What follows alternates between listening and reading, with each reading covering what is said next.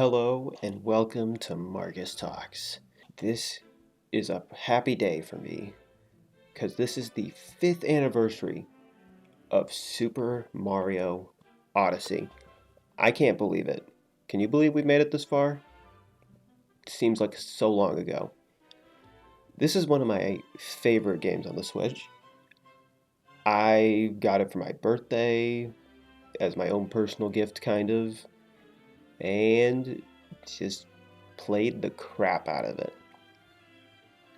Now, let's just start this like any normal review and cool Mario montage.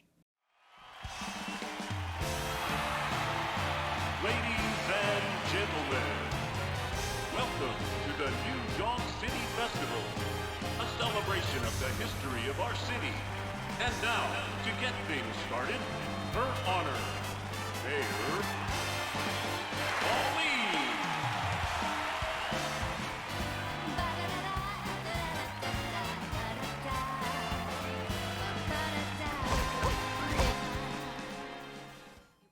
Alright, now let's talk about the story.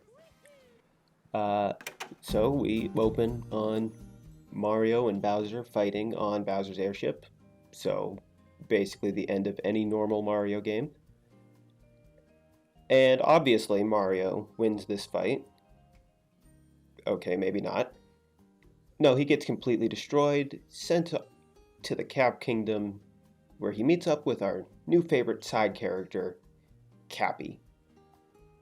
And from there, they go on a globe-trotting adventure to chase down Bowser, rescue Peach and Cappy's sister Tiara, as Bowser steals each kingdom's personal treasure of some kind to make his wedding with Peach as perfect as possible. So, it's a pretty great story setup, it's unique. I have one slight issue with this. They introduced new characters, which are not bad. The Brutals, the Moon Rabbit wedding planners. But it just feels like Bowser Jr. should have been included in this story somehow as Bowser's best man. Like, come on. The guy has 8 children and not one of them got invited to his wedding. And he didn't even have a best man, which would have been his own son. Complete missed opportunity. But nitpicks aside, let's get to what's really important. The gameplay. Oh my, the gameplay of this game is a masterpiece. It is in my opinion that this is the best 3D Mario game ever released. Second would be Super Mario Sunshine, and third would be Super Mario 3D World. In this game, the controls are so tight and easy to understand, you could hand the controller to someone else and they'd be able to easily understand how to play. In addition, Mario has never had more movement options before.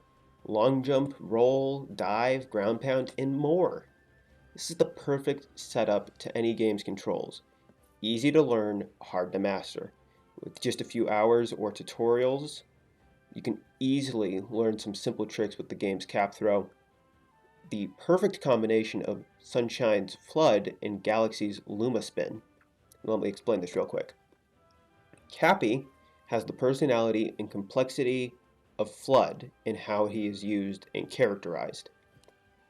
And also the simple and easy control of the Galaxy Spin. Top it off with this game's responsive controls and the new capture mechanic, and you have the best partner and gimmick of all the 3D Mario games. And this brings me to the capture mechanic. This is ripped straight out of Kirby, but in the most Mario way possible. To use it, you must throw Cappy at an enemy or object without a hat, and now you have control over it. Most of these have unique controls that completely change how the game functions, with very little overlap on other captures, such as the Chain Chomp. This is confined to one spot and can build up a charge to be released into an object to break it, or into another Chomp to hit further away objects. And then there's the Sherm, which gives the game full tank controls. Now you can go on a rampage and shoot everything in sight, which is always fun. And last example I have is the Cheep Cheep. You now have full mobility underwater. A simple one right there. And, I can't believe I've gone this far without even talking about the gameplay loop of Super Mario Odyssey? It's very simple. You collect enough power moons to advance to the next kingdom. That's it. Now, like every other 3D Mario game, you don't have to collect every moon slash star slash sign to advance to the next one. You can only collect the ones you want, making this easier for less experienced players.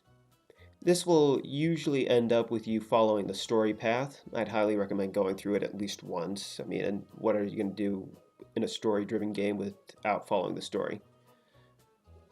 But the gameplay setup also means that more advanced players can collect any available moons to skip the story. Not only that, but many moons have multiple ways to collect them.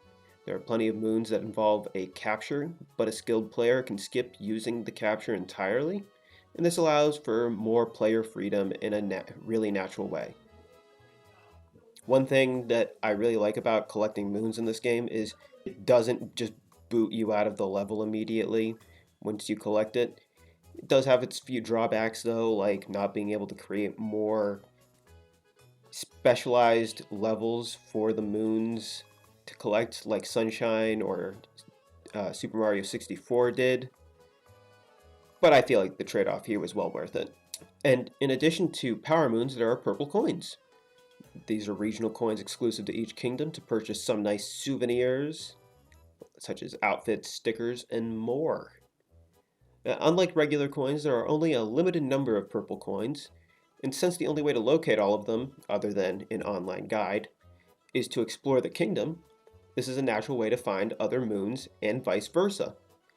There is another way to find purple coins with Amiibo, but that's almost on the level of looking up a guide. But the gameplay is honestly amazing, and I have nothing else to say about it. And now for the art style. This game has a very conflicted art direction. Don't get me wrong, pretty much every kingdom looks great, but there is a type of dissonance between the kingdoms. We start in Cap Kingdom, a very stylized area using mostly tones of black and white, while still maintaining that Mario look to it. Then we go to Cascade Kingdom, an area full of vibrant colors and filled with fossils, a great breath of fresh air to go to after Cap Kingdom. The only problem is it's almost hyper-realistic. The grass textures and the dinosaur are designed to look as realistic as they can be, which they still look good, but it's just something I wanted to point out. It doesn't really feel right after looking at all this cartoony stuff. I can think of an example of this contained in one kingdom even. It happens to be the next one too, Sand Kingdom. Guess what it's filled with?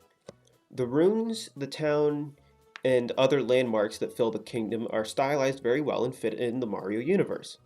But the sand of all things looks like they tried to make it look realistic. This just feels a little weird, but honestly I'm starting to get ranty, and it sounds like I'm griping almost. I'm not, I just felt like I needed to bring this up. My biggest problem with the Sand Kingdom is the residents of the kingdom are cartoony skull people, but then they're just living in this hyper-realistic looking sand-filled town. The buildings do look kind of cartoony, but But still, overall, the art style is great. Just a few bumps along the way. Now for the music. Oh my goodness. The soundtrack of this game is so great to listen to. Even the weakest tracks, they're still great to listen to. Each kingdom has at least one amazing track to accompany it. Cascade's theme is an exhilaratingly done version of the main theme to get you ready for the adventure to come. Tosterena Town has the perfect little piece that makes you feel right in a small Mexican town. And the Jaxie theme makes you feel like you're trying to control a wild but fun animal. Wooded Kingdom has a great overworld theme that gets perfectly remixed into an action-packed version to accompany the Sherm capture. Metro Kingdom has an awesome track to give you the feeling of a bustling city, and the New Donk City Festival acts as an amazing secondary main theme. I can not stop gushing about this game's soundtrack. The songs just give you the perfect feeling to the area you are in and are styled after each kingdom's real-world cultural influence very well. Now, let's just finish off with like an overview of my thoughts. I don't know if I can really say anything else about the game at this point. It's just an amazing game. And I hope they revisit Odyssey down the road sometime to build off of the base gameplay. Now, we all know this, but there is no such thing as a perfect game. But I believe this is the perfect 3D Mario game. That may sound hypocritical, but I don't care. Now, the last time I did one of these anniversary reviews was for Breath of the Wild, and I did not give that game a score. I felt much more comfortable giving this game a rating without feeling like it'll be questioned as compared to Breath of the Wild. So, the game gets a 9 out of 10. I've been Marcus, this has been Marcus Talks, and thank you all for watching.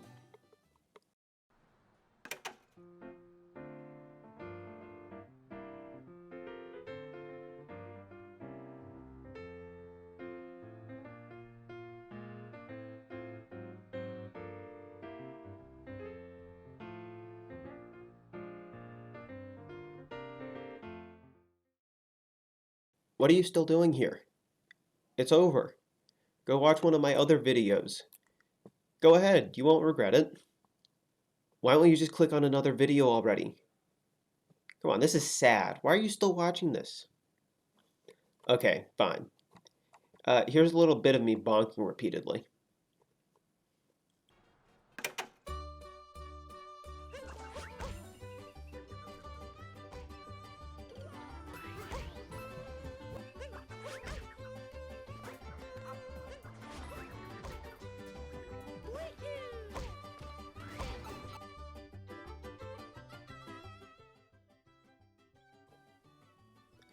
Okay, now you can leave.